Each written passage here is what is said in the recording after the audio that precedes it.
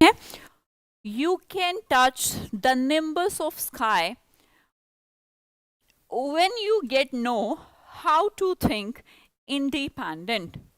गौर करिएगा, एक बार सेंटेंस को पढ़ लीजिए, थोड़ा सा क्लियर होगा। You can touch the nimbus of sky मतलब तुम आसमान छू सकते हो भैया, और सच वाला नहीं, मतलब प्रगति के सेंस में कहा। जब आपको ये पता लग जाए हाउ टू थिंक इंडिपेंडेंट, तो गौर करिए यहां पर एक वर्ड है इंडिपेंडेंट। अब मैं आपसे पूछना चाहूंगी, इस वर्ड में मुझे बताइएगा, India is an independent country. मुझे बताना ये इंडिपेंडेंट जो है यहां पर क्या है भाई, मैं जानना चाहती हूँ एक्चुअली, मुझे पता नहीं, मुझे याद नहीं आ रहा कि ये क्या है। कंट्री से पहले लगा यार, कंट्री क्या है, नाउन है, और नाउन से पहले लगने वाला वर्ड एडजेक्टिव होगा, तो मैंने कहा इंडिपेंडेंट तो एडजेक्टिव है, India is an independent country. अब अगला एक सेंटेंस देखिएगा, उसमें बताइएगा, देखिएगा, ईच ऑफ द बॉयज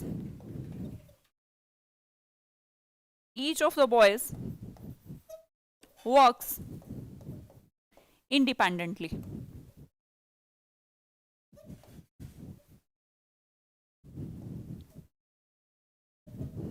बताइए, each of the boys works independently. तो मैंने जब कहा इंडिपेंडेंटली, वो क्या करते हैं, काम करते हैं। मैंने कहा हर एक लड़का अलग अलग, मतलब एकदम फ्रीली, इंडिपेंडेंटली मतलब फ्रीली काम करता है। तो वर्क्स को क्वालिफाई करने के लिए जिसका यूज किया गया वो एडवर्ब है। तो यहां पर ये जो इंडिपेंडेंटली है ये एडवर्ब है। चलो हमें ये बात तो समझ में आ गई मैम, इंडिपेंडेंट एक एडजेक्टिव है और इंडिपेंडेंटली एक एडवर्ब है। अब हमें ये देखना है कि हमारे सेंटेंस को नीड किसकी थी। आप भी यही देखो, मैंने कहा हाउ टू थिंक, थिंक क्या है, वर्ब। कैसे सोचने की बात करी है मैंने, इंडिपेंडेंट या इंडिपेंडेंटली। वर्ब को क्वालिफाई करने के लिए किसकी जरूरत होती है, एडजेक्टिव की जरूरत होती है।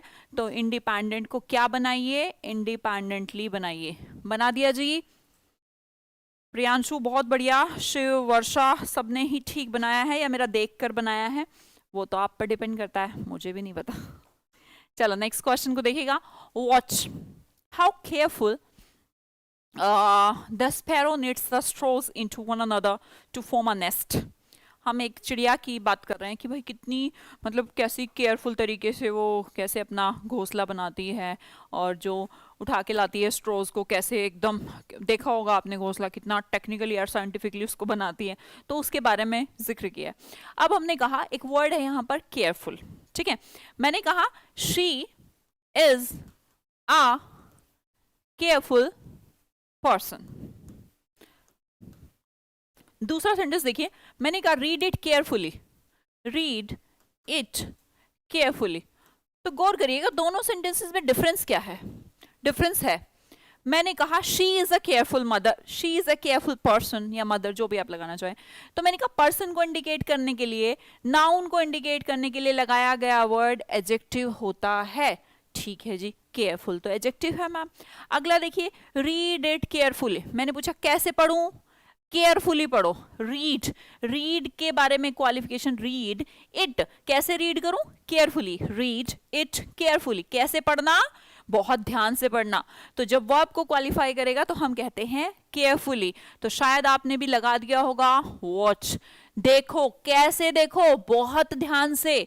तो मैंने कहा केयरफुल नहीं, यहां पर हम एडवर्ब का प्रयोग करेंगे और बोलेंगे केयरफुली, राइट। क्लियर, इतनी बात क्लियर भाई सभी को, बहुत बढ़िया। चलो जी आगे देखिएगा, next sentence, he is enough rich to help you. एक नया कॉन्सेप्ट है, वो है हमारा इनफ के बारे में। देखिए इनफ भी पढ़ लेते हैं, इनफ क्या होता। देखिए इनफ भी हमारा एडजेक्टिव, इनफ जो है ये एक ऐसा वर्ड है जो एडजेक्टिव और एडवर्ब दोनों की तरीके से बिहेव कर सकता है।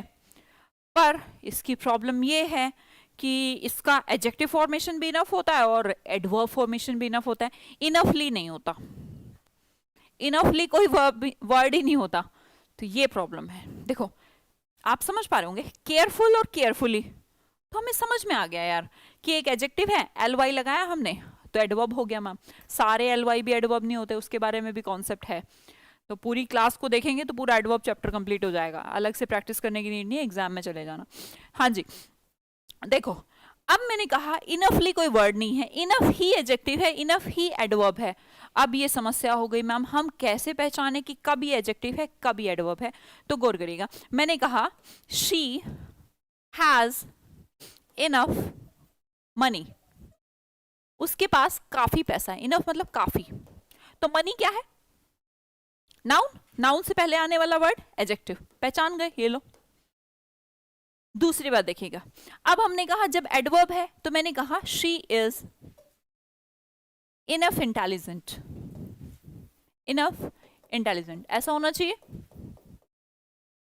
तो इंटेलिजेंट तो एडजेक्टिव है, एडजेक्टिव से पहले आने वाला वर्ड एडवर्ब है, वह कुछ हद तक इंटेलिजेंट है। मैंने कहा वो कितनी इंटेलिजेंट है, इस हद तक इंटेलिजेंट है, वाक्य अधूरा है। अब हमें स्ट्रेस करने के लिए भैया कितनी इंटेलिजेंट है, किसी न किसी वर्ड की नीड होगी, इसीलिए कभी भी इसका फॉर्मेशन एडजेक्टिव से पहले नहीं एडजेक्टिव के बाद लिखा जाता है। जब भी इनफ हमारा एडवर्ब होगा तो उसकी पोजीशन होगी एडजेक्टिव प्लस इनफ। किसके बाद प्रयोग किया जाए? अगर उसे एडजेक्टिव के बाद प्रयोग किया जाए तो वो एडवर्ब है, और अगर उसे नाउन से पहले प्रयोग किया जाए तो वो एक एडजेक्टिव है। चलो जी हम समझते हैं, ही इज इनफ रिच, वह इतना रिच है, कितना? टू हेल्प यू, कि तुम्हारी हेल्प कर सके।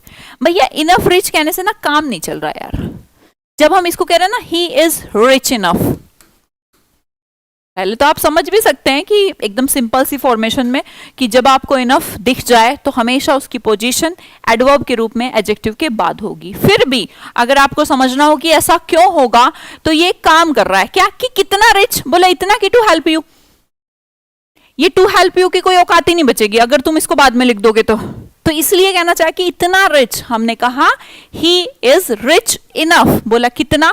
To help you. तो इस स्ट्रेस को देने के लिए इनफ का प्रयोग हमेशा हमेशा हम इस आइडेंटिफिकेशन में देते हैं कि एडजेक्टिव के बाद इनफ का प्रयोग किया जाए। ठीक है जी, अगला सेंटेंस देखिएगा, we should face cheerfully all miseries. अब इसमें बताओ, अब इसके लिए आपको पुरस्कार दिया जाएगा अगर आप कर दोगे तो, और पुरस्कार हम दे देंगे, यहीं पे देंगे आज ही। Hello ma'am, I am new student. Okay जी, समझ में आ रहा है? तो नए हो तो तुम देखना चाहूंगी इंडिया वर्सेस पाकिस्तान 13 को फिक्स, क्या मैच अटका है दिमाग में है? केयरफुल, चेयरफुल, बहुत बढ़िया, इन सबको खातों में पैसे भेज दो भैया, चेयरफुल वालों को। क्यों? कोई कारण? मतलब ये मतलब यार दिमाग की गधे हो क्या? अभी ये बताया था तुम्हें कि जब सेंटेंस को पढ़ो तो उसे देखो कि वो ऐसा होना चाहिए या नहीं। एक चीज देख ली, पहली बात तो यार बस ऐसे लगा रहे हो चेयरफुल है तो चेयरफुल आएगा, चेयरफुल है तो चेयरफुल आएगा, नो एरर हुआ तो नो एरर भी तो हो सकता है, और दूसरी बात कोई और एरर नहीं हो सकता। अब 5-6 ऐसे करा दिए तो मतलब यही एरर बनेगा। चलो, वी शुड हमें क्या करना चाहिए? फेस करना चाहिए। फेस, हमने कहा मैम ये देखो फेस क्या है? वर्ब, और ये वर्ब को कहते कैसे फेस करना चाहिए? बोले चेयरफुली, तो एकदम सही है यार, तो या नो एरर लगा दो, या फिर कुछ एकदम रट्टू तोता जिनको बस इतना पता है कि एडवर्ब की क्लास चल रही है, चेयरफुली को चेयरफुल कर देता हूं। कारण क्यों बता रही हूं? फिर ये तो मेरे लिए भी बड़ा आसान है, मैं कह दूं इसको ये कर दो, इसको ये कर दो। कॉन्सेप्ट नहीं समझोगे तो प्रैक्टिस का भी कोई फायदा नहीं। देखिए बच्चा, चेयरफुली तो एकदम ठीक है, प्रॉब्लम है किस में? प्रॉब्लम है इस वर्ब में और ये वर्ब के ऑब्जेक्ट में। भाई एक तो सब्जेक्ट वर्ब और वर्ब का ही ऑब्जेक्ट, और वर्ब का ऑब्जेक्ट कौन बन सकता है? नाउन प्रोनाउन बन सकते हैं, है ना? अब हमने कहा नाउन प्रोनाउन बन सकते हैं, और ये क्या होते हैं? व्हाट, हु, हुम के रिप्लाई होते हैं। ठीक है जी, दुनिया की कोई ताकत ना इन दोनों के बीच में आ नहीं सकती। वर्ब और ऑब्जेक्ट के बीच। मैं ये नहीं कह रही कि वर्ब के बाद आ नहीं सकता, फिर ऐसे तो अगर तुम मेरी आधी बात सुनोगे तो खराब हो जाएगा मामला। मैं ये नहीं कह रही कि कोई भी एडवर्ब वर्ब के बाद नहीं आ सकता, ऑब्वियसली यार वर्ब के बाद तो आता ही है, बट वर्ब और उसके ऑब्जेक्ट के बीच में नहीं आ सकता। मैं कुछ और कह रही हूं बेटा, वर्ब और वर्ब के ही ऑब्जेक्ट के बीच में नहीं आ सकता। मैंने कहा we should face what, all problems. तो प्रॉब्लम्स क्या है, ऑब्जेक्ट, और फेस और ऑब्जेक्ट ये हमने कहा subject, we verb face object all problems. तो अगर हमें इस सेंटेंस को करेक्ट करना है, दुनिया की कोई ताकत वर्ब और ऑब्जेक्ट, आज जो मैंने बात कह दी है उसे कहीं पर भी अप्लाई करके देख लेना, होता ही नहीं कभी ऐसा। तो आपको बनाना चाहिए वी शुड फेस, मैंने कहा व्हाट, ऑल प्रॉब्लम्स। माइस्ट्रीज का मतलब प्रॉब्लम होता है, और कैसे, चेयरफुली। अब बताइए, इस सेंटेंस को ऐसे लिखा जाना चाहिए था। क्यों लिखा जाना चाहिए था, क्योंकि वर्ब और वर्ब के ऑब्जेक्ट के बीच में कुछ नहीं आता। मैंने कहा वर्ब और वर्ब के ऑब्जेक्ट के बीच में कुछ नहीं आता। अब तुम कैसे पहचानोगे वर्ब का ऑब्जेक्ट है, सवाल पूछना, व्हाट का पूछना, हु का पूछना, होम का पूछना, काम हो जाएगा। ठीक है जी।